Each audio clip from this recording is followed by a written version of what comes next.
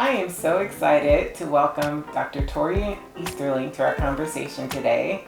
Dr. Easterling is a leader in public health and health equity, and has had a distinguished career dedicated to advancing the well-being of communities across New York City and beyond.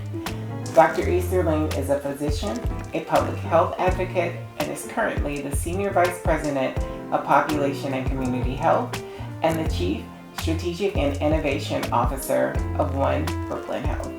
We are thrilled to have him here with us today to share his vision and his expertise. Do you mind answering a few questions for us today? Absolutely. Awesome. So you have been a visible leader advancing health equity in New York City, especially for Black and Brown communities. How do you personally define health equity? Yeah, I think at this moment, defining health equity is not getting wrapped up too much in the language. And what I mean by that is, it does have a really standard definition of thinking about how do you ensure the optimal well-being, the optimal health for all individuals. But I think at this moment is really about ensuring that we can, one, stop the persistent harm on individuals. And we know that some individuals disproportionately carry the burden of that harm. But then how do you create new structures that really support individuals' well-being, their joy, etc. And it's interesting because now when I try to use some visuals or try to make a connection, and the song and the sentence that's coming up for me is "Sweet Honey on the Rock," right? We who believe in freedom shall not rest. And I think that line really means that you can do whatever you want, anti-DEI. You can try to take away the word, but we have to move forward, and that's how I feel about health equity in this moment. That is really, I really like that you use the quotation from Sweet Honey in the Rock, because one of the things that we're wondering about is that relationship between health equity and Black liberation. Yeah. And I think your quote perfectly encapsulates that feeling around how freedom is connected. But from the work you've done, what is that relationship between liberation and health equity? So when I think about, both, sort of holding these sort of like two relationships, liberation and then also public health, I think about the collective power, right? The collective power of what people can do. I think about naming the injustices, right? And public health can do that, through data and storytelling. But also, right, in Black liberation, we're calling out the injustices that are also occurring within communities. And then also I think about how do you redistribute equitably resources to individuals that need them, so that we are creating spaces for well-being. Thank you for that.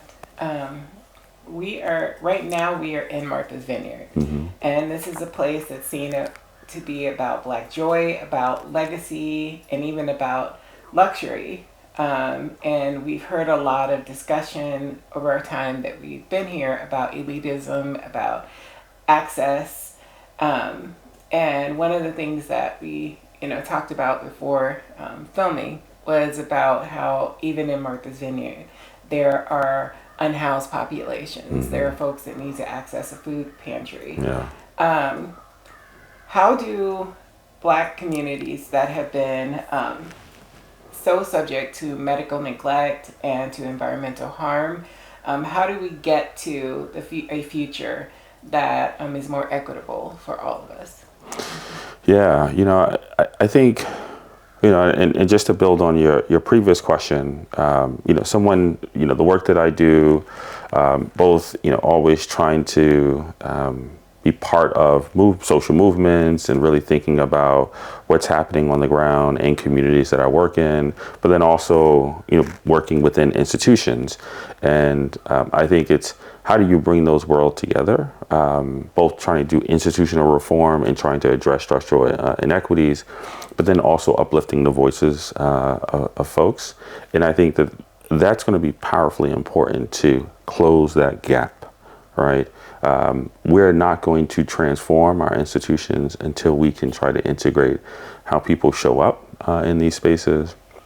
And we're not necessarily being unique. Like it becomes the standard of having conversations around how injustice is showing up in our data, how we're using the voices of our community to really inform the decisions that we make, and then how people's experience really shape and define these institutions of how they're navigating, right, the spaces.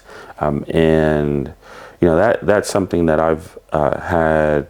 I find troubling that folks can still walk into these healthcare institutions and be, like just disrespected in so many different ways. And so it's not just sort of thinking about, historically, yes, right, we talk about, Tuskegee experiment, we talk about all of these, the Mississippi appendectomy, all these, horrific, events that have happened.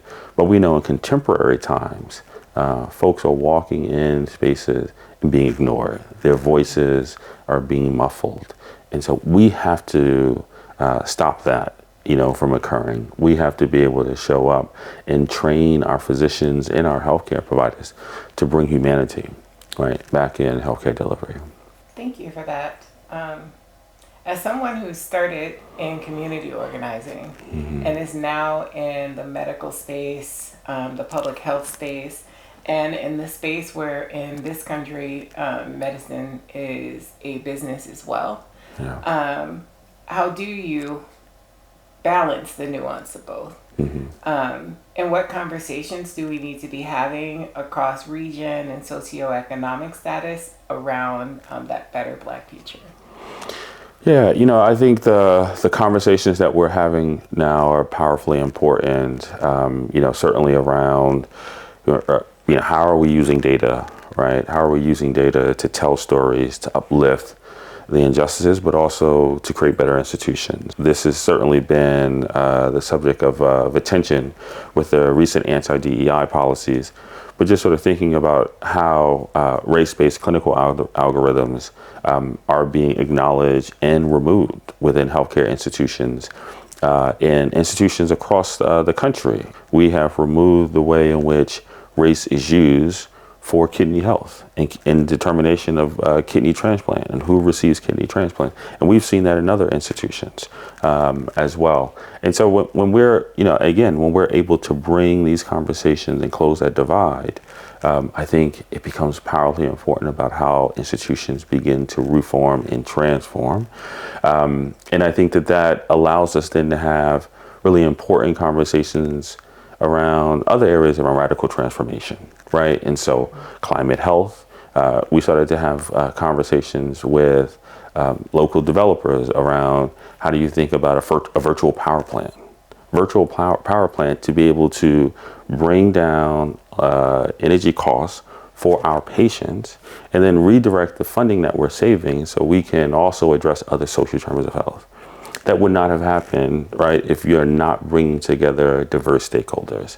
And this isn't unique. We're seeing institutions like the Boston Medical Center who are using redirected funding because they now have a solar power plant and that they're using their funding to really support their patients. So I think, the ideas of radical transformation are not new, and this is not innovative.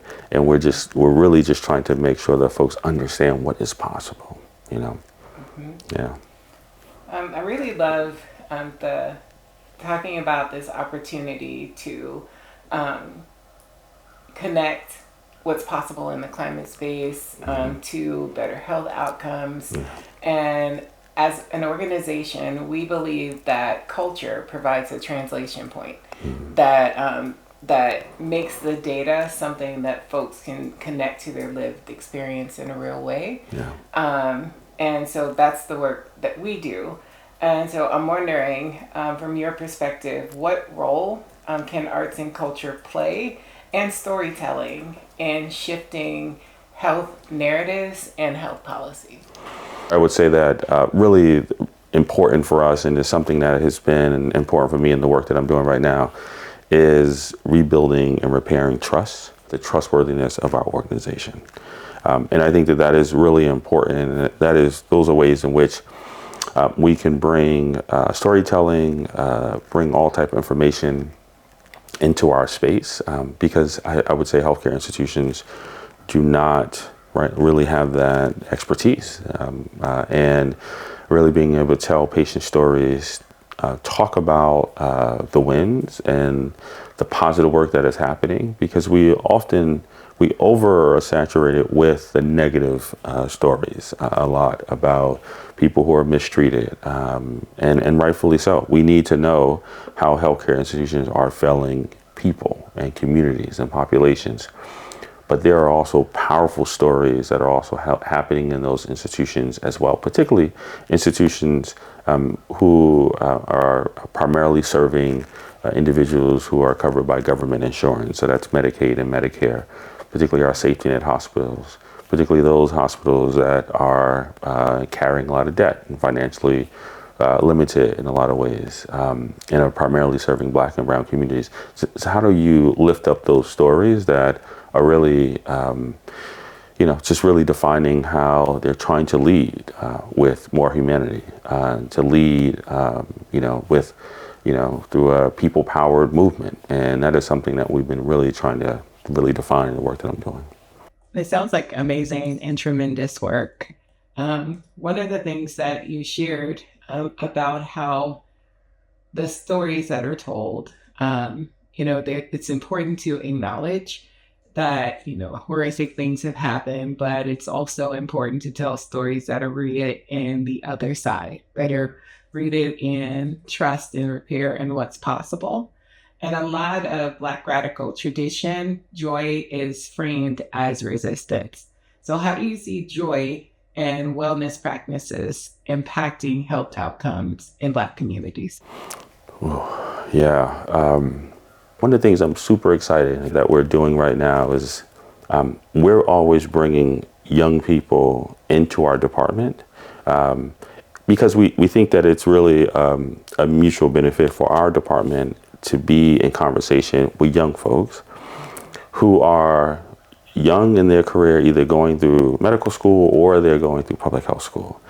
And they're bringing so much fire in our department. Like, okay, why aren't you doing this, right? Why aren't we also talking about, anti-Blackness while we're also sort of thinking about addressing social determinants of health, right? Why aren't we adding this language in your policies? And these are the questions that they have to push us to really consider. And I'm really grateful that we can open up that space, and not just through the summer, but throughout the year, by really engaging young people in these conversations.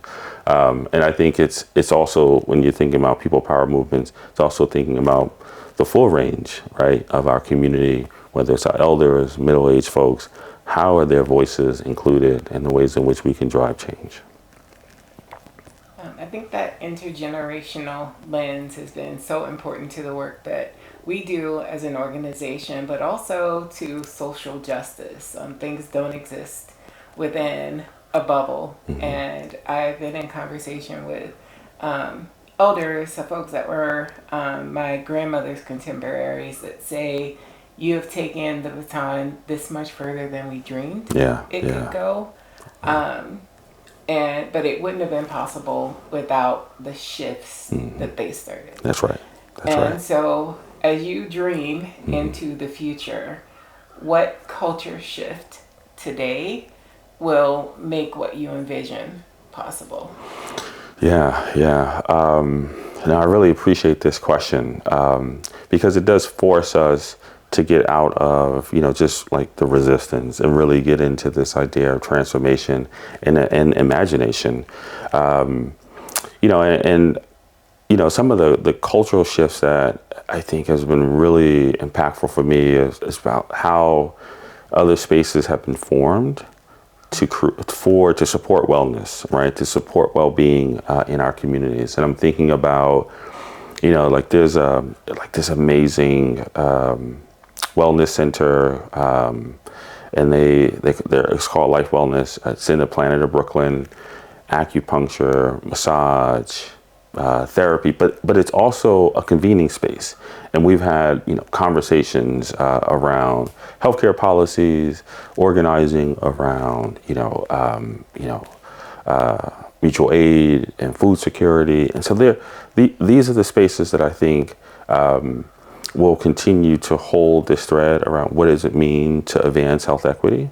And I think that is a cultural shift, because quite often it has been rooted in public health and academic spaces, within healthcare spaces, but it is moving out.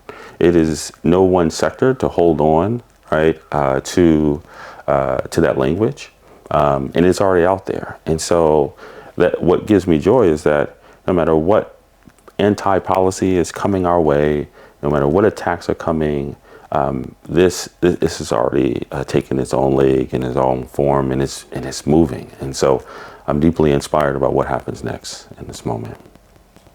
I think we are in a similar space as an organization. We're in the thick of our Joy series. We have Autonomy is My Joy and Rooted in Joy, which are campaigns that center liberation as resistance.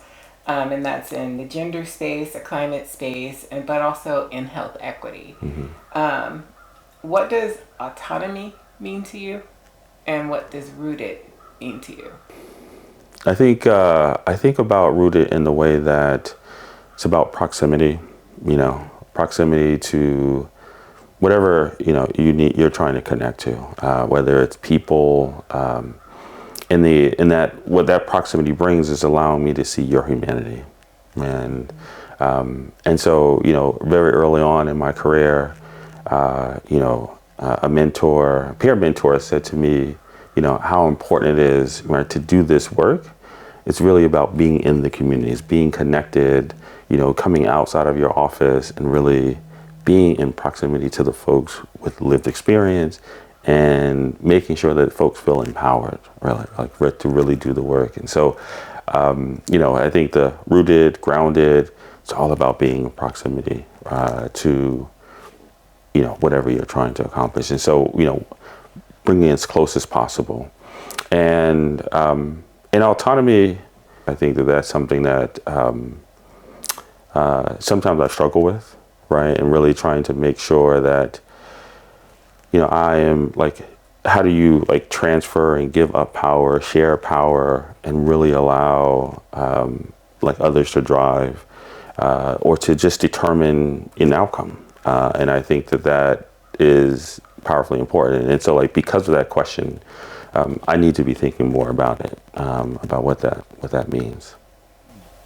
Yeah, I think that some of the work, this campaign we're in the third year of Autonomy is My Joy, and I have gone on a similar journey around what does autonomy mean and what is its relationship to all of the other terms. What is its relationship to being rooted? What is its relationship to my own decisions for my family and for my community? But also, what is the relationship between my definition of excellence and my definition of autonomy? And so that leads me to ask my final question, which is, what does Black joy and Black excellence mean to you?